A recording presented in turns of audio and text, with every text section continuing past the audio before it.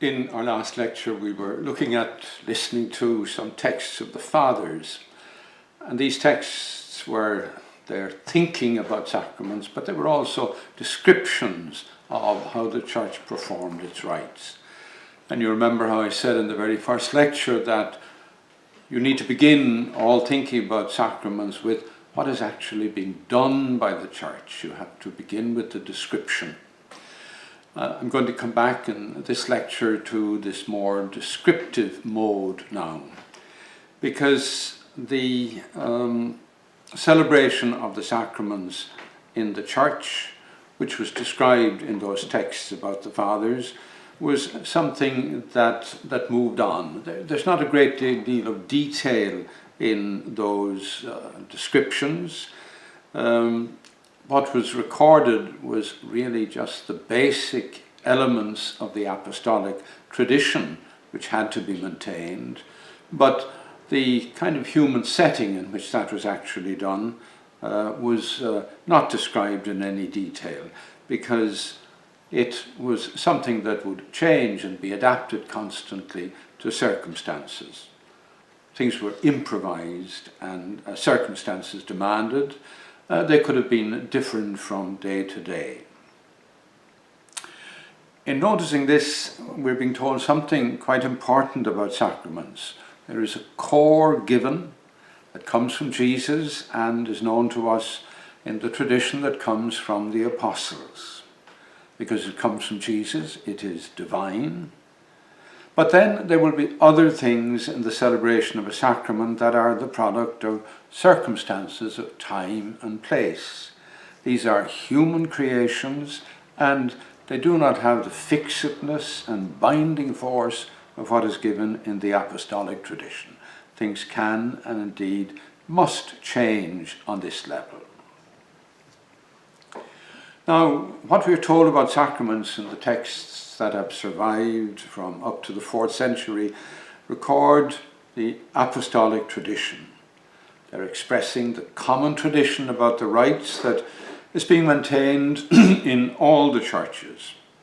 This is what allowed each church to recognize the sacraments of other churches as the same sacraments they themselves were celebrating.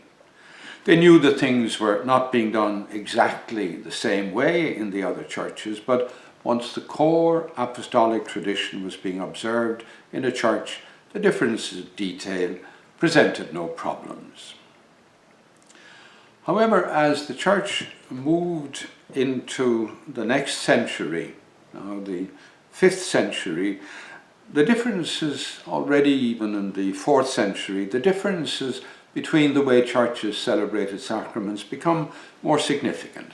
The churches were existing in the world of the Roman Empire, and as they became more and more embedded in the Roman world, they began to be affected by the differences that were occurring in that world. For example, the first Christian emperor, Constantine, divided the empire into an Eastern Empire and a Western Empire.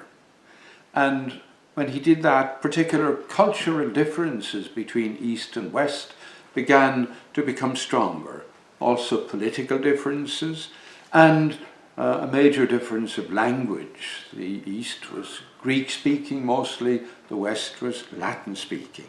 And so as the church adjusted to the realities of daily life in the different parts of the empire, the differences between the way churches celebrated the sacraments began to be accentuated. There was also in this century some differences emerging in the church's own self-understanding and in its way of ruling itself. Theological thinking was developing differently in East and West. The East, we see from the history of the church, was more concerned with dogmatic issues like the mystery of the Trinity, whereas the West tended to give more importance in its theological thinking to practical matters like the theology of grace and free will, for example. And then structures of church government took on special features in the West because the Pope, the head of the whole church, was also Patriarch of the West, whereas the churches of the East had several patriarchs, and they were also much more beholden to the emperor who reigned in Constantinople, Byzantium. And so the differences began to become stronger. Now, the human developments that were giving rise to these differences had to be watched over as they progressed, and when necessary, regulated by the bishops of the church. And the principal concern of a bishop always had to be to ensure that the life of his church was being lived in fidelity to the apostolic tradition. So he would have to ensure that the human developments taking place in his church were being faithful to that tradition, were in accord with that tradition. So bishops and groups of bishops and councils began to make rules, often called canons, that regulated the development of the way sacraments were to be celebrated. And because these differed from place to place, they gave rise to what came to be called the rites. This is now Rite with a capital R. That is to say, distinctively regulated ways of celebrating the sacraments.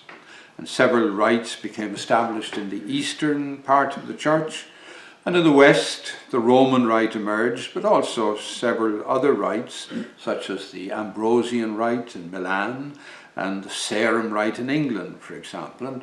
And some of these rites are still with us in the church today.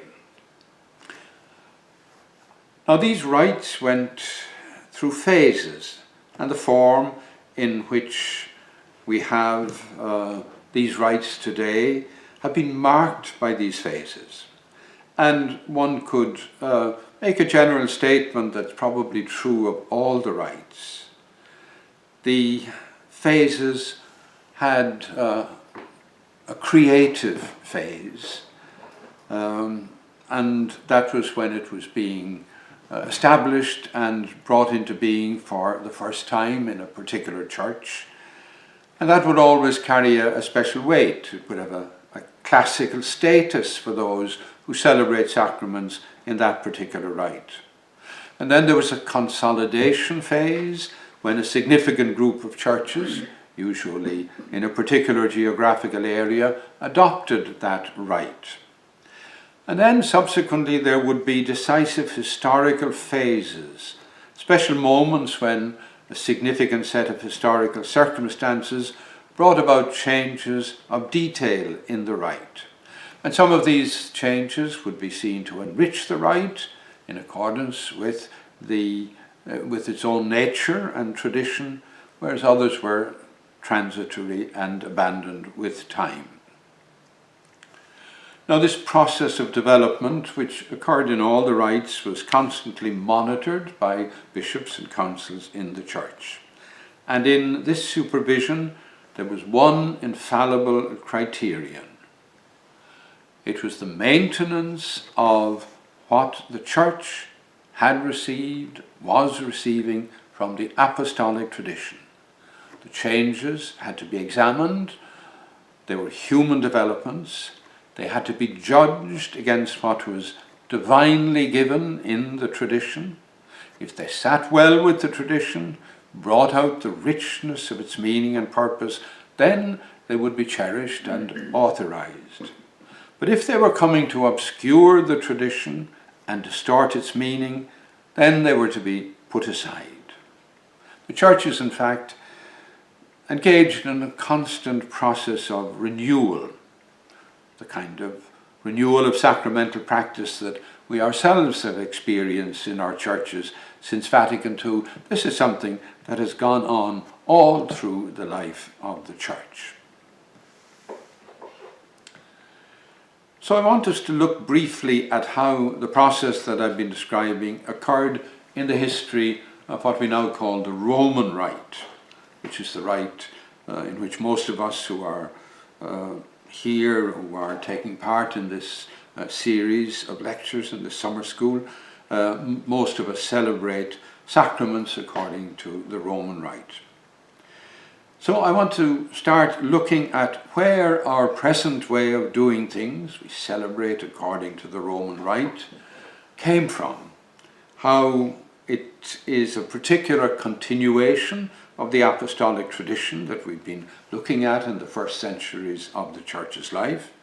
A continuation that has kept the original given of the tradition alive and well, but has done so by letting it develop and grow into the form in which we know it today.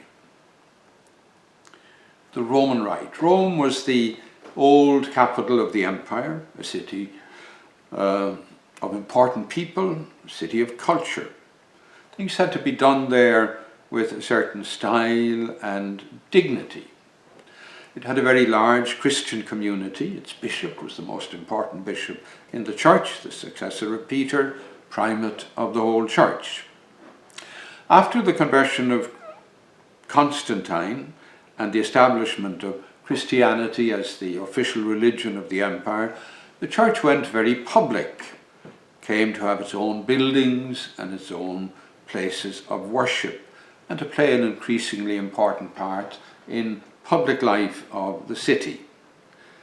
And the church expressed its life most prominently in the celebration of its sacraments, and particularly of the Eucharist. And keeping with the general laws of liturgical, of sacramental celebration, it began to develop its own distinctive way of doing this. To begin with, there was the language to be used. In Rome, Latin was now replacing Greek as the official language and the language of creative culture. So the Church of Rome replaced the Greek, which it had used up to then for its celebration of the sacraments, replaced the Greek with Latin. It put the sacraments into the vernacular, which was Latin. And then it began to write texts for use in the sacraments, particularly for the Eucharist, and it gave itself a fixed form of the Eucharistic prayer and imposed that as a canon. We have what we still call the Roman canon. And then there was the way the church let the buildings it was using influence the way the community organized itself and assembled for the celebration of sacraments. The church used the basilica form of building mostly for its gatherings. And it used the layout of this kind of building to arrange the members of the community according to their different roles in the community. Or rather, it took advantage of the layout of the building to do this.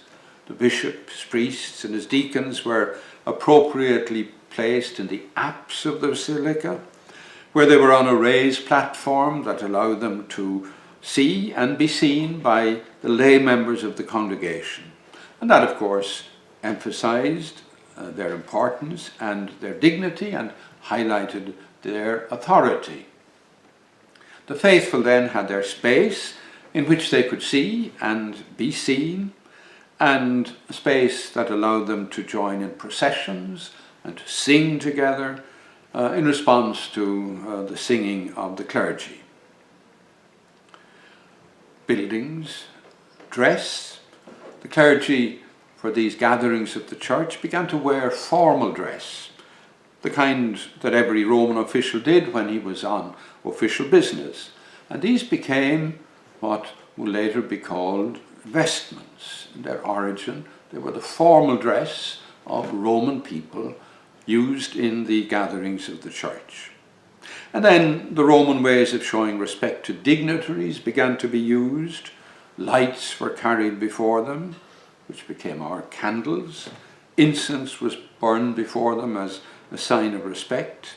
And they came to have the principal places in processions in which people enter the building. These were all the niceties, the polite ways of Roman society in managing public assemblies, and they were used and found their way into the celebration of the sacraments. The layout of the building also lent itself to the activities that went into the making of the sacraments, the front of the apse, there was a suitable place for the altar table on which the central action of the Eucharist was performed. There were pulpits called ambos available for addressing the people and for reading the scriptures. And near the entrance to the building there was a suitable space for the celebration of baptism, which became the baptistry, and that allowed the celebration of baptism to be seen as the way of coming through the door, entering into the church and moving on then to the altar for the Eucharist. This layout of the basilica, which at one and the same time facilitated separations, was at the same time something that created a sense of unity. The separations were part of the makeup of the sacramental community because of the difference of functions there, and that was marked in the layout of the basilica, but the sacraments were being celebrated not just by the ministers who were doing them, but by the whole community, and the unity of the community was well expressed in that basilica setting. So all these were human developments that allowed the Roman church community to enter comfortably and congenially into its celebrations of the divine rites, and to do that with great solemnity and with great dignity. Another human factor that influenced the creation of the Roman Rite and its way of celebrating sacraments was the development of a church calendar, a calendar that with time also became a calendar for all public life in Rome. From the earliest accounts we have of the way sacraments were celebrated, we can see that time and date, even the day of the week, was significant. There was the first day of the week, Sunday. That was the day for having the church gather for the Eucharist. And there was one particular Sunday of the year, calculated by the way the Passover was calculated in the Jewish calendar, that made the death and resurrection of Jesus, experienced every Sunday, be experienced with particular intensity, and that became Easter Sunday. And this was seen to be an appropriate time for initiating new members into the church, therefore for celebrating baptism, confirmation, and First Communion.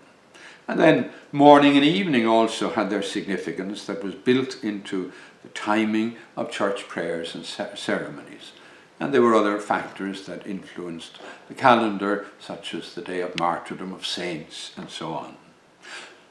As the centuries went by, the Christian calendar was filled out more and more, and the influence of days and dates began to be exploited in the celebration of sacraments.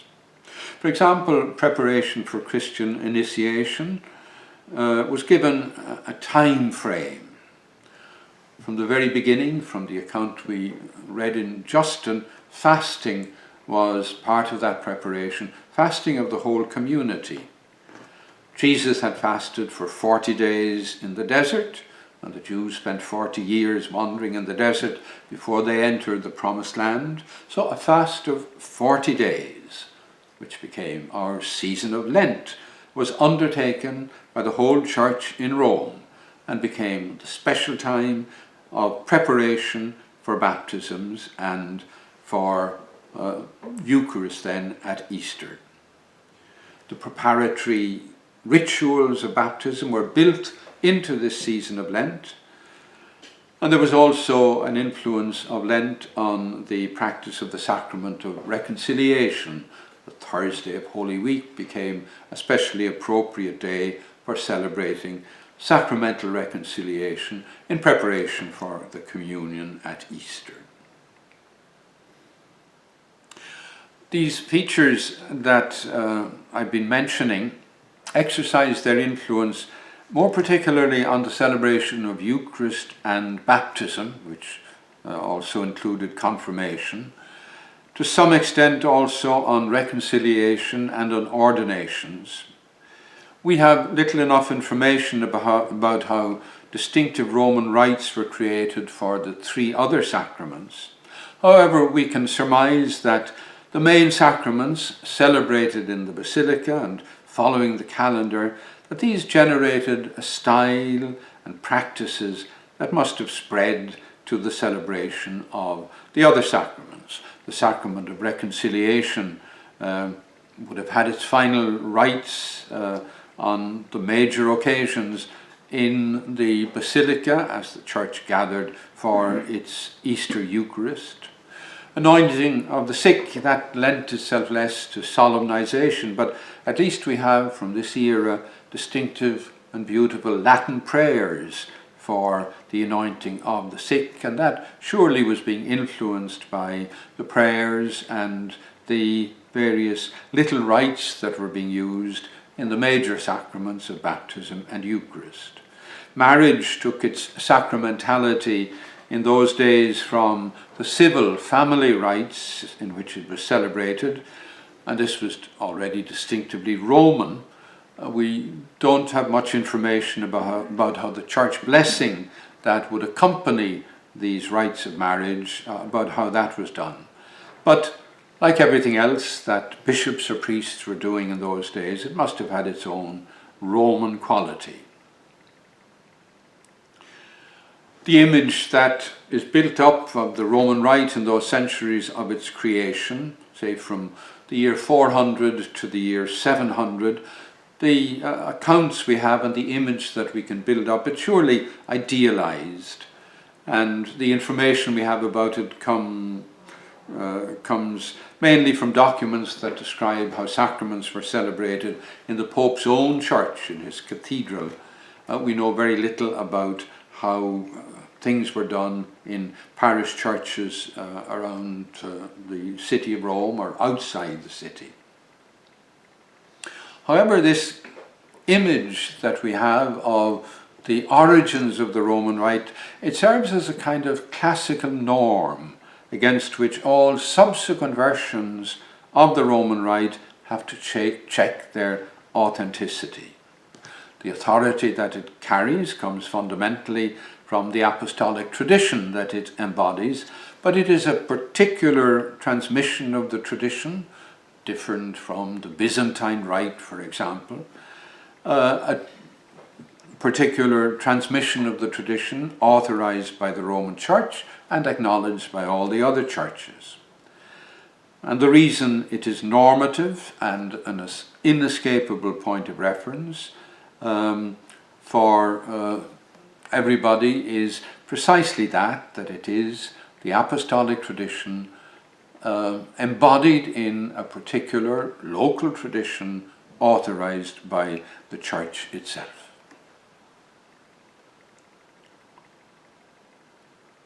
I want to move on now to talk about this Roman Rite in its medieval developments.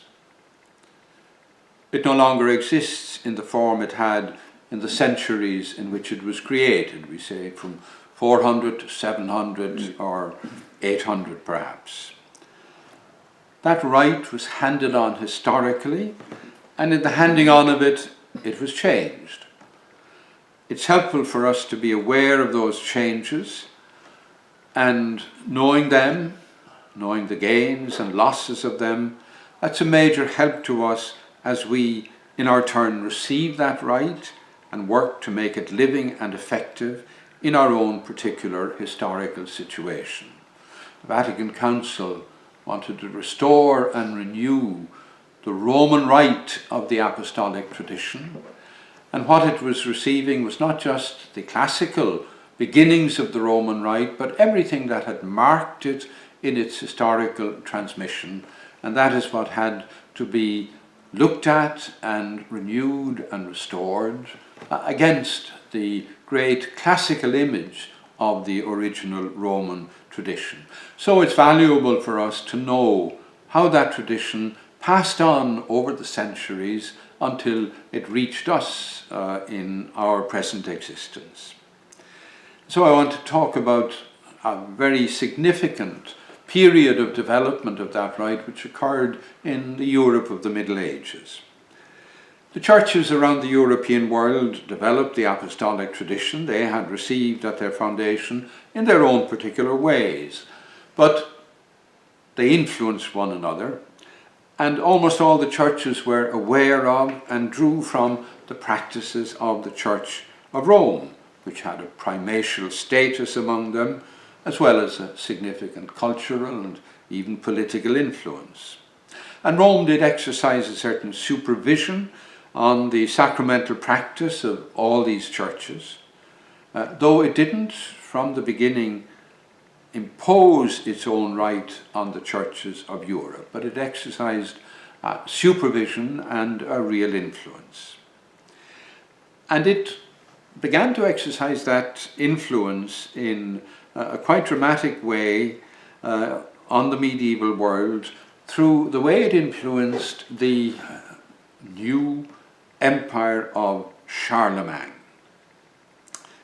In the year 800, the Pope in Rome crowned as the new Holy Roman Emperor a prince of one of those Germanic tribes who had invaded and brought about the collapse, really, of the old Roman Empire of the West.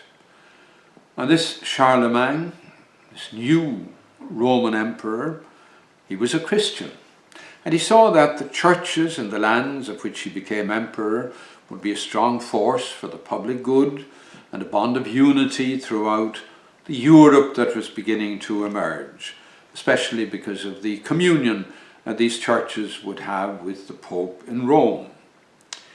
And what he did was to send off to Rome to ask for copies of the books that described and regulated the celebration of the Eucharist and other sacraments in Rome. And he had copies of these Roman books brought to his capital, and then copies of them sent to the churches of his own realm, with orders that henceforth the sacraments, the practice of the sacraments, was to be renewed and restored and regulated according to these books. So the Roman Rite became a norm for the celebration of sacraments in churches in the Germanic parts of Europe.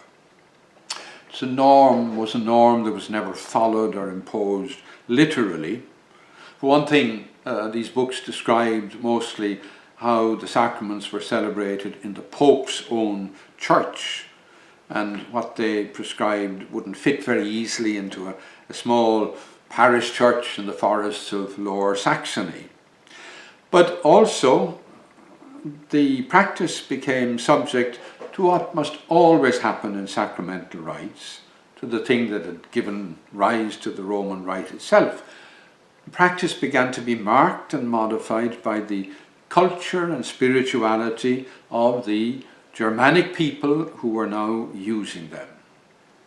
While the substance of what was written in the Roman books was retained, new prayers were composed and added, and new ritual practices introduced here and there. And these prayers and practices reflected the temperament and spirituality of these people, who were culturally and spiritually noticeably different to classical Roman people, and so their prayers and rites reflected those differences.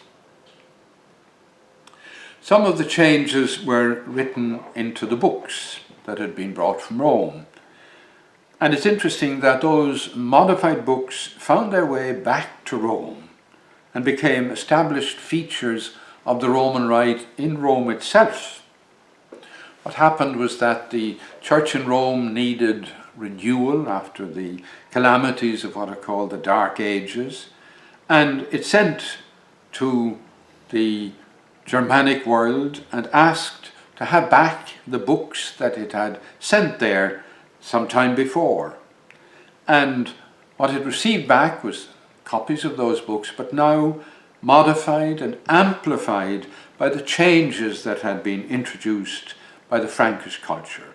And it was those books that now described the standard form of the Roman Rite and became recognized as the Roman Rite.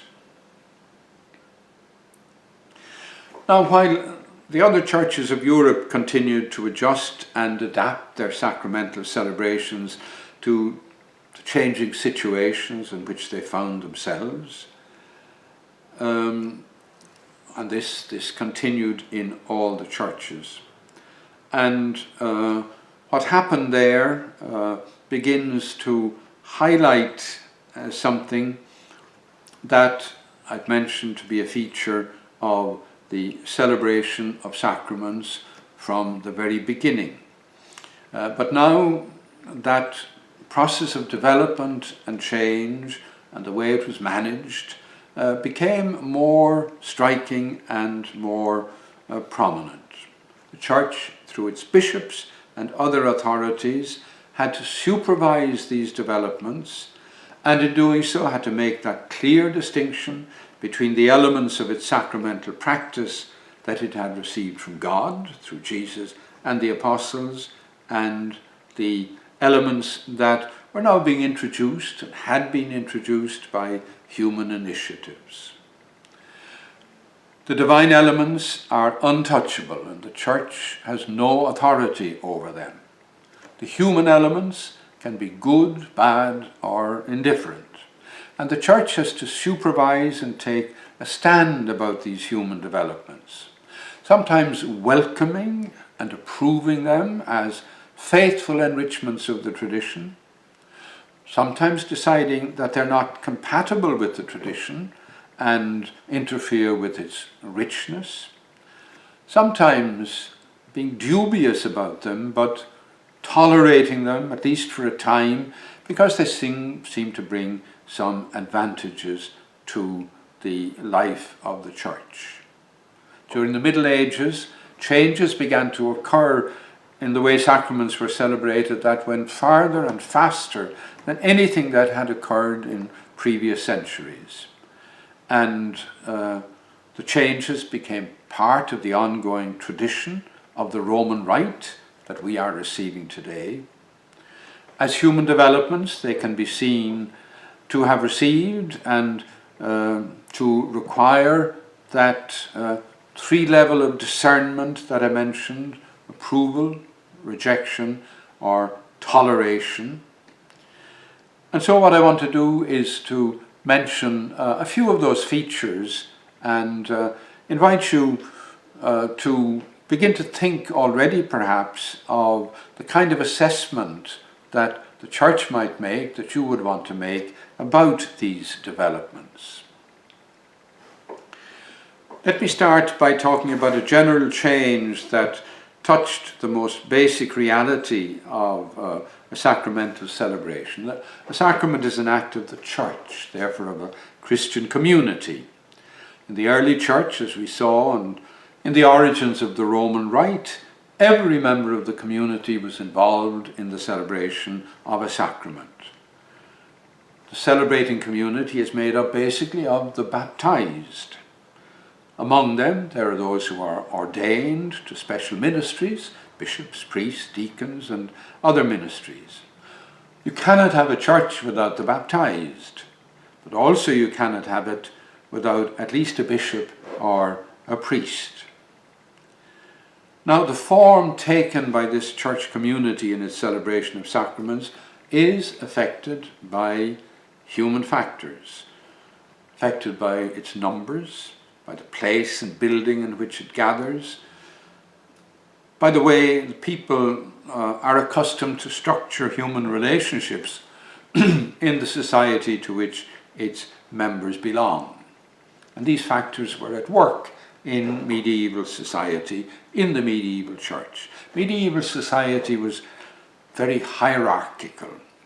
You had kings and princes, dukes and lords and other authority figures, and at the other end you had serfs, the working class people who tilled the land and served the lords as stewards or soldiers. The people at the top and the people at the bottom kept their distance one from another. They didn't really socialize much together. Now, the church also has its distinctions among its members, has them in the interests of being effectively the body of Christ. Knowing this and attending this, Jesus laid down a basic criterion for those who would find themselves in positions of authority over others in the community of his disciples. You remember what he said, "For God's sake, don't act like the lords of the Gentiles who lord it over people. Don't act like the secular princes, but be the servants of all." One has to think that the injunction of Jesus was more honoured in the breach than in the observance in the medieval church. You could see that reflected in the typical church building of the Middle Ages, the Gothic churches, the Gothic cathedrals, and how different they are to the earlier Roman church buildings. In the Gothic cathedral, the layout separates the baptized and the ordained. The separation, which is part of the nature of the church, of course, but it goes way beyond what one has a right to require of a Christian community. It reflects rather the social hierarchy of medieval society rather than the hierarchy of brotherly service that Jesus envisaged. The ordained are up there, walled in around the altar, almost out of sight to the baptized, who are massed as a crowd, one might almost say as a mob in the nave. And there were other factors besides the building reinforcing the separation. The clergy up there in this special space, they were educated men, they were all men, and they knew Latin. The faithful massed below were uneducated, mostly illiterate, and they were moving progressively from speaking some kind of Latin to the new European Romance languages, French, and Spanish and Italian, or perhaps were speaking some of the Celtic or Germanic languages that were surviving. So the reading of the scriptures, the whole mystery of the Word, which is so integral to the mystery of the sacraments, was meaningless to them. What came to happen was that the sacraments were all made by the people up there, by the clergy. They were done among themselves, they were done in Latin. And the faithful down below had nothing much to do with the making of the sacraments. And yet the sacraments were being made for them. And when the time came for them to receive the sacraments, they came forward, or the cleric went down and out to them and gave them what they were there for. They took it, and if they were devout, they went back to their place and said their own prayers of thanksgiving. Not the ones that were actually provided in the rite. These were said by the clerics, by the priest. They were said by those who were giving the sacraments. And in the Mass, in that medieval world, one particularly strange thing began to happen. People began more and more not to receive the sacrament that was being celebrated for them at the altar, not to go to communion.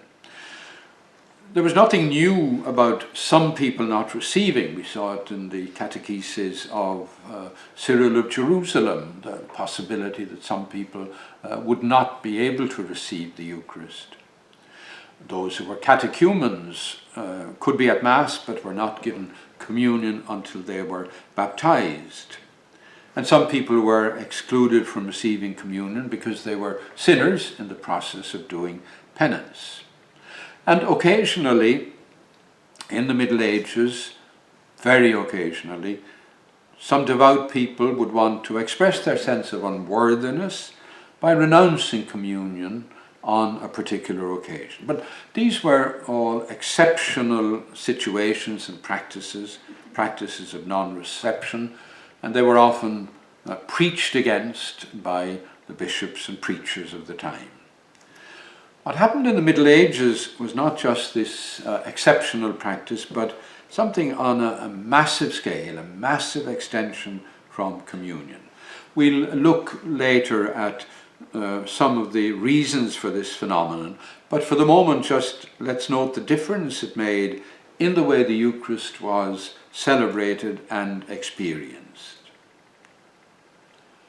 It meant the Eucharist was seen more and more as something the clergy did, the priests did, and as a sacrament the baptized laity really could do without.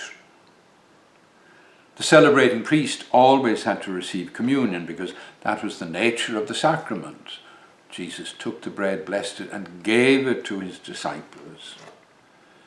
But people in the Middle Ages were beginning to think that it was enough to have the priest do that receiving. If he did it, one had a real Eucharist. So, once again, the Mass belonged to the priests. To have it, all you needed were priests. This non-reception couldn't, however, happen in the other sacraments because they were only celebrated when you had somebody there to receive them. You had to have a baby to have a baptism, a child to have confirmation. You had to have a man of a certain age and education to have an ordination. You had to have a sinner to have reconciliation. You had to have a sick person to have an anointing. And you had to have a man and a woman to have a wedding. So these sacraments could only happen when there was somebody there to receive them. Now, in the early church and in the period when the Roman Rite was being formed, the person who received the sacrament was never an isolated individual, but always a member of the church community. And the celebration of a sacrament for individuals always took place, except in some very unusual circumstances, with the presence and active engagement of the church community. That was the way sacraments were to be done and understood. But as the Middle Ages wore on, there was an increasing privatization of the celebration of the sacraments. For example, the great solemn baptisms of the Easter Vigil featured less and less, and if baptisms were done in the church, they were rather private celebrations attended by immediate family members and godparents, and hardly noticed by the general church. So that was an example of this privatization of the sacraments. There was another factor at work in these medieval developments, and that was a growing legalism about the celebration of sacraments. The medieval churches were very attentive to the law, and canon lawyers had an important say in the way things were done. Now, the laws invoked in the Middle Ages were to a large extent drawn from texts of earlier ages. You had things called the decretals, which were collections of such texts.